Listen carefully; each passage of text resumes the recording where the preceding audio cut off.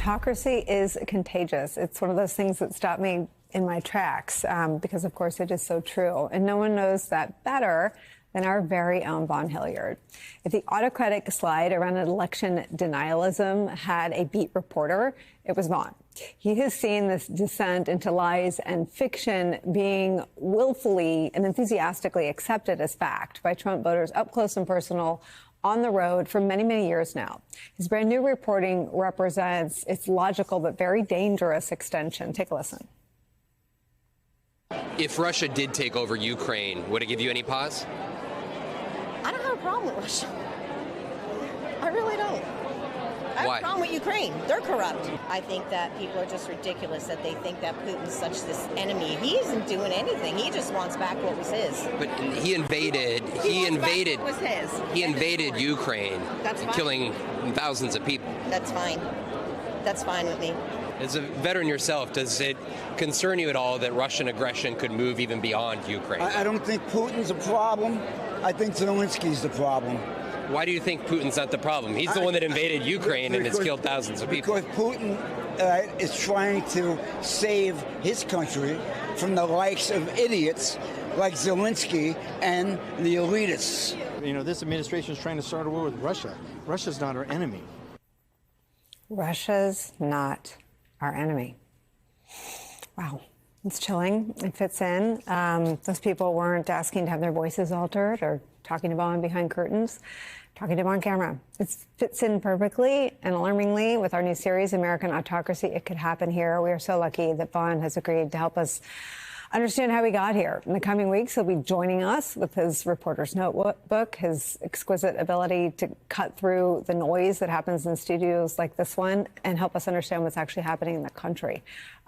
So we were talking before about how this vote to not provide funding for Ukraine in Washington gets covered as though it is detached from these men and women who love Putin and hate Zelensky. Knit those things back together for us. Right. I think it's important for folks to understand that while we go to these Trump rallies around the country, engage in these conversations, it's not a matter of whether the U.S. should be engaged either with personnel or with aid in foreign wars. And that's not what the conversation is. It's a matter of whether Vladimir Zelensky is evil or not, or whether Putin is in the right to further move beyond Russia's own borderlines. And this is where it is difficult and complicated because we're talking about the conditioning of his supporters. Ruth Ben-Ghiat and Ian have been so poignant about this here because from 2 years ago when we were first having conversations about the devastating images coming out of Mariupol, right? We're talking about war crimes and where over the last 2 years we have gone after listening to Donald Trump suggest that he would broker some deal between Ukraine and Russia, never flat out condemning Vladimir Putin's aggression here, suggesting just last week that Russia could do whatever the hell they want. Those words have impact on these communities around the country and these folks that we are talking to because it hits at the crux of what the U.S.'s role in the world is as a democracy and whether we are going to be defending other democracies and our allies against the autocrats like Vladimir Putin. Let me ask you this. Are these people, does it expand to relitigating the Cold War? This, for them, is, right, it's a matter of what you heard that one man say, what is Russia's? That this is a matter... But that's what the Cold War, right? I mean, like, do they want the wall back up in Berlin? Do they want to give it all? I mean, how does it, is it that deep or is it a more shallow, reflexive affection for Putin and animosity for Zelensky? I think largely it is very shallow. This is, you know, when we're talking about Vladimir Putin, right? Tucker Carlson's conversation just 2 weeks ago with Vladimir Putin that went on for more than 2 hours.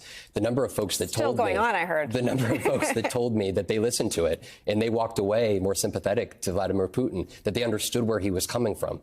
I mean, Tucker Carlson is somebody who Donald Trump has floated as his vice president. Yeah. That Don Jr. has said that he would wish for him to be the VP. That's where Donald Trump's words have impact because he is telling folks that this is somebody that you should listen to, that this is a valid voice. And when that valid voice goes over to Russia and talks with Vladimir Putin, you have, therefore, legitimacy in these folks' minds to go back into their communities, talk with their family members, go to their churches, go to their kids' schools, and echo, parrot Russian propaganda. that the U.S. should not be sending our own taxpayer money to Ukraine because it is Ukraine that is evil, that is the one that is corrupt. And this is where it is so tough so often to untangle the lies, the Russian propaganda, and frankly, the conspiracy theories that, again, it doesn't hit at the heart of the normal foreign policy conversation that we as Democrats Someone and here Republicans sends you have. out to get like sound. Right. Let me show some of what you're hearing. Can we play that?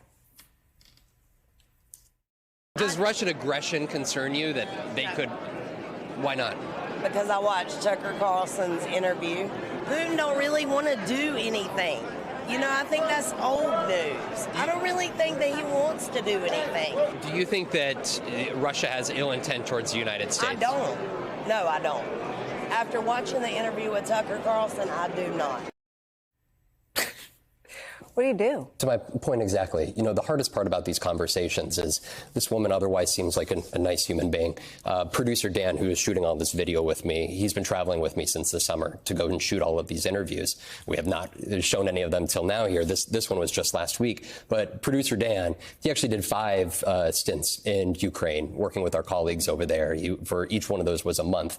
And the hardest part for him in conversing with him here is just how separate of a reality that he witnessed with his own eyes. Civilian deaths, and you come back here, and this person, and then a woman like this can go there and with confidence and say that Vladimir Putin is not an enemy, that Russia is not an enemy of democracy, of the United States. We are suddenly at the brink of having a legitimate conversation in our communities that our kids are engaged in on whether Russia, who has slaughtered thousands of people in Ukraine, is in the right or in the wrong. Oh my God. And those are the conversations that are happening in our communities around the country. If it makes you feel any better, I have already put evac on alert. He's ready to go if it comes to that. General, I can assure you. Hey, General, let me into the war room to see you, so I had to hack my way onto this frequency. This better be critical, Wheelie. Sir, come on, when is it not, please? Okay, couple of things. I'm running low on the I was thinking about taking a couple of months sick leave, maybe starting today. And, oh yeah, I intercepted a transmission from Megatron. Then send it through. Yes, sir, right away, sir. And so I'll assume that we're good on the other stuff. This is your last warning, insects. Relinquish what remains of the Allspark. So who's the insect? You? What? Who's the insect? Protect you. They were defeated on our world, and we will defeat them here. This was just a diversion. Security, please bring up. Rabbit, she's already inside. Deeds! Give me an update on that reserve. Boss readiness. What was his name? What was it? Evac, sir. Right, evac.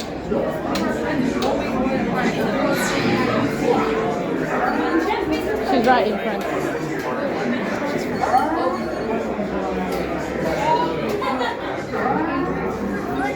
We are facing a heavy, sustained attack. They appear to be after the Allspark. General! General! Need to immediately evacuate. Hold on. National security advisor. Stay down. Pushing it out. Failed their mission celebration. The amateurs for suicide mission.